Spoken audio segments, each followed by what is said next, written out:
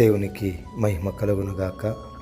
ఈ దినం దేవుని వాక్యం, గుండె చెదరిన వారిని ఆయన బాగు చేయువాడు.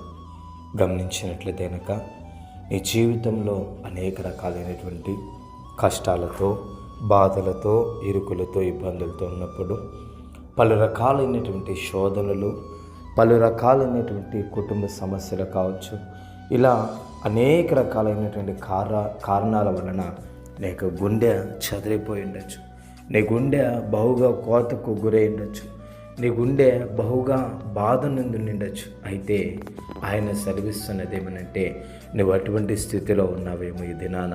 అయితే దేవుడు నీతో మాట్లాడుచున్నది ఏమనంటే, ఆయన గుండె చెదరిన వారిని బాగు చేసే దేవుడంట. లోకంలో ఎంతోమంది ఎన్నో చెప్తారు, చేసేది మాత్రం శూన్యం.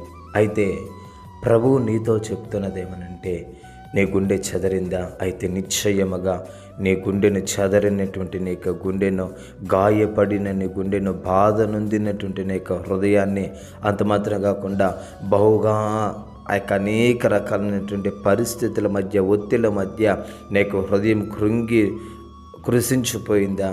అయితే ఆ యొక్క కృషించిపోయిన, చెదరిపోయినటువంటి హృదయాన్ని ఆయన బాగు చేస్తుంటున్నాడు. నీ హృదయానికి ఆయనకు అప్పగించు, నీ జీవితాన్ని ఆయనకు నువ్వు అప్పగించు. అద్భుత రీతిగా నేను బాగు చేసే దేవుడు నీ పక్షముగా ఉన్నాడు.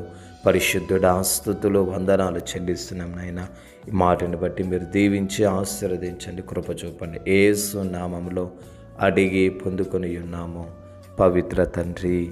ఆమేన్, ఆమేన్.